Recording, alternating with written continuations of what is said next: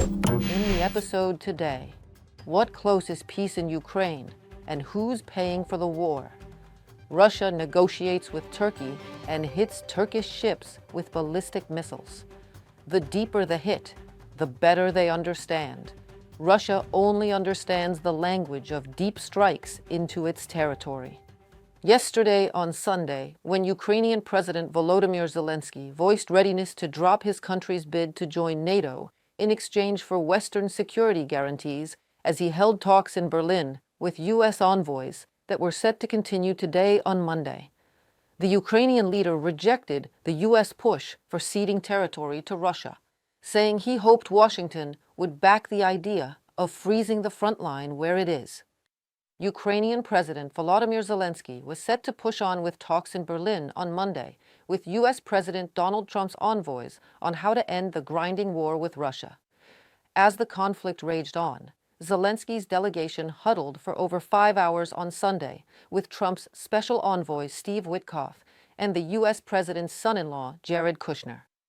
Witkoff said afterwards on X social network that a lot of progress was made and they will meet again. Their meeting was held under tight security in the Chancellery in Berlin, where Germany's leader Friedrich Merz was Monday due to host a dinner with Zelensky, a group of European leaders, and the NATO and EU chiefs. While this is a meeting with U.S. envoy Zelensky and EU leaders, Germany has clearly stated it sees the changes and challenges, and it is getting ready. The decades of Pax Americana are largely over for us in Europe and for us in Germany. We will see a fundamental change in transatlantic relations. This is no longer the world we knew, and nostalgia will not help. The Americans today are very fiercely defending their own interests, and that means only one thing.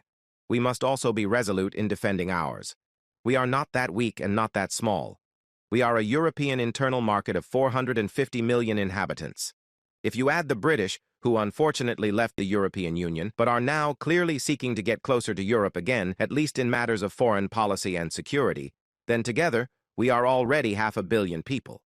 This is the largest integrated economic area in the world.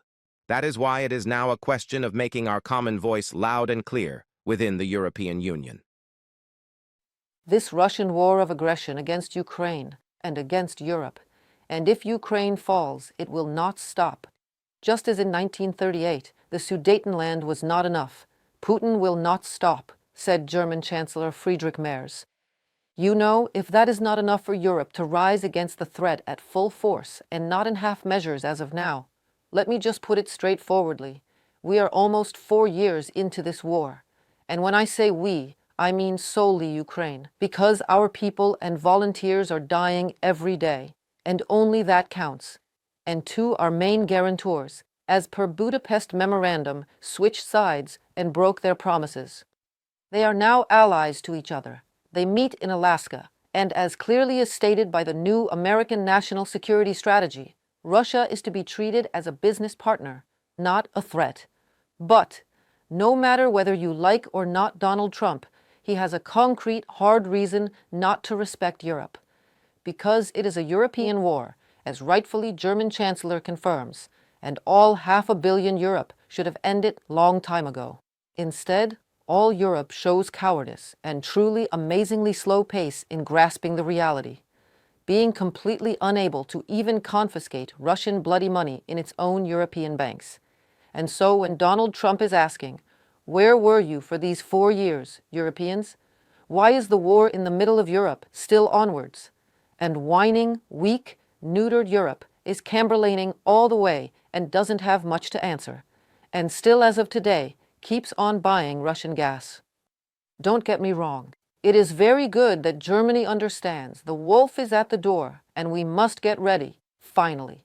While for some American senators, for example, it was obvious long time ago what the U.S. in general and Europe and Germany in particular should have done a long time ago to end this war. If the United States was to give Ukraine, with our help because of technology and some limitations, 100 Tomahawk missiles, and if Germany would do what they should have done years ago and was to do a equal number or say half that, 50 of the TELs, that could strike enough targets deep enough and in key positions, railheads or key bridges, ports, everything that is oil refineries to fight the war, uh, they would end the war in a matter of days. And if President Trump truly wants to see the death and the dying end, this is a way of doing it. Regarding that frozen Russian money, let me quote EU official sites. To bolster Ukraine's financial resilience amidst the ongoing Russian war of aggression, the European Commission proposes two solutions to address Ukraine's financing needs for 2026 to 2027: EU borrowing and a reparations loan. These two solutions are underpinned by a comprehensive set of 5 legal proposals. With Russia continuing to show no sign of willingness to commit to a just and sustainable peace, the strain on Ukraine's resources continues to grow, making sustained EU support all the more vital.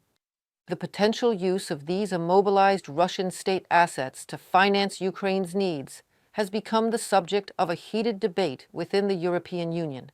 The European Commission and several member states, most notably the Baltic and Nordic countries, Poland and Germany, strongly advocate for a reparations loan, i.e., a legal instrument allowing the Union to borrow the cash balances linked to Russia's assets from the financial institutions holding them, mainly Euroclear, located in Belgium. These funds would then be transferred to Ukraine as a zero-interest loan. That loan would be repaid by Ukraine once it receives reparations from Russia, as compensation for the damage caused by its war of aggression. Under such conditions, the Union would repay the borrowed money to the financial institutions, which could then reimburse. Fun fact: the Russian central bank. It is therefore presented as a reversible mechanism that is to be distinguished from an outright confiscation of Russian assets. The property rights of the Russian central bank are not touched, but remain immobilized until Russia ceases its war of aggression and compensates Ukraine for the damage caused. So here it is in easy terms for you. Russia invades Ukraine and it murders, rapes, burns, abducts Ukrainian children. 3,120 Ukrainian kids are murdered as of today, as per UNICEF. That means 2 kids a day. So when you're going to sleep tonight, sleep tight, but remember, Russia has killed 2 more children a day. And those law-abiding Brussels bankers are worried about legal consequences of confiscating Russian oil money that fuels the war in Ukraine. In Odessa, Russia has hit a Turkish civilian vessels with ballistic missiles. That happened right in the middle of the negotiations between Putin and Erdoğan. The Russian Federation launched a targeted strike using a UAV on the Turkish vessel Viva, which was heading to Egypt with sunflower oil on board. The statement of the Ukrainian Navy reads, according to the Ukrainian Navy, the passage at sea was taking place via the grain corridor. There were 11 citizens of the Republic of Turkey on the vessel. Russians struck the vessel in the open sea within Ukraine's exclusive economic zone, outside the range of Ukrainian air defense. The Ukrainian Navy points out that the Russian Federation is blatantly and cynically violating the norms of international maritime law. The naval forces of the Armed Forces of Ukraine were in contact with the captain of the vessel, and the Maritime Search and Rescue Service was ready to provide assistance when necessary. The statement says, the strike on the civilian vessel was commented on by the President of Ukraine, Volodymyr Zelensky. He called it an attack on food security. The vessel owned by Turkey was carrying food. Striking such vessels that have nothing to do with the war is a direct challenge from Russia to the entire world. We will figure out with our partners how to respond to this. There will be a response. Volodymyr Zelensky, President of Ukraine. The strikes deep into terrorist land are not just optional. It is the only language that a terrorist understands. President Zelensky promised a response, and let us UATV show you what President actually meant. On the night of the 14th of December, Ukraine's defense forces struck one of the largest oil refineries in Krasnodar Krai, the Afipsky refinery. The plant produces gasoline, diesel, fuel oil, vacuum gas oil, and sulfur. Its design refining capacity is more than 6 million tons per year. Due to its strategic importance, the Afipsky refinery has been targeted by Ukrainian drones multiple times. Depleting the corresponding capabilities of the Russian Federation in terms of filling its budget, the lion's share of which is directed to ensuring the so-called special military operation. This is a good story, and the fact that we now have the ability to strike with our drones and missiles at fairly long distances, more than 1,000 kilometers, this is obviously a very good factor. On the same night, the Ukrainian armed forces struck the Uryupinskaya oil depot in Volgograd region. According to media reports, the Alpha oil depot has 18 tanks. It receives petroleum products from suppliers, stores them, and then ships them to customers. Ukraine's defense forces also hit military targets on territories temporarily occupied by Russia, the General Staff of the Armed Forces of Ukraine reported. In the temporarily occupied part of Donetsk region, Ukrainian forces targeted electronic warfare stations, 2-unit command posts, and the Imbir radar station. In the temporarily occupied territories of Zaporizhia region, strikes hit a Tor-M2 air defense missile system and an enemy unmanned systems laboratory. In addition, on the temporarily occupied territory of Ukrainian Crimea, our warriors hit 2 fuel depots, a Kosta 2E2 radar station, and an expensive component for S-300/S-400 air defense systems, the 96L6E radar station, from a statement by the General Staff of the Armed Forces of Ukraine on Telegram. Earlier, on the night of December 12th, units of Ukraine's defense forces struck the capacities of the Slavneft Yanos refinery in Yaroslavl Oblast. After the strike, a large-scale fire broke out at the plant. This is one of the largest refineries of the occupiers, capable of processing up to 15 million tons of oil and petroleum condensate per year. It is involved in supplying the armed forces of the Russian invaders, from a statement by the General Staff of the Armed Forces of Ukraine on Telegram. The Russian Syzran refinery in Samara region has halted oil refining following a Ukrainian drone attack, Reuters reports citing sources.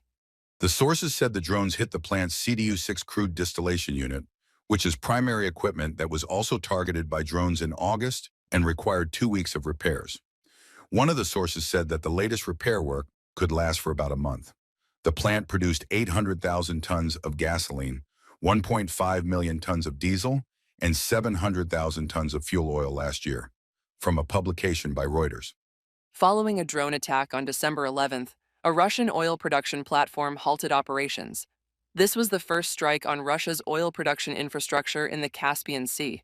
And on December 12th, a follow-up strike hit 2 platforms at once. Due to regular drone attacks, oil refining volumes in the Federation have reached the lowest level in at least the last 5 years, Ukraine's Foreign Intelligence Service reported.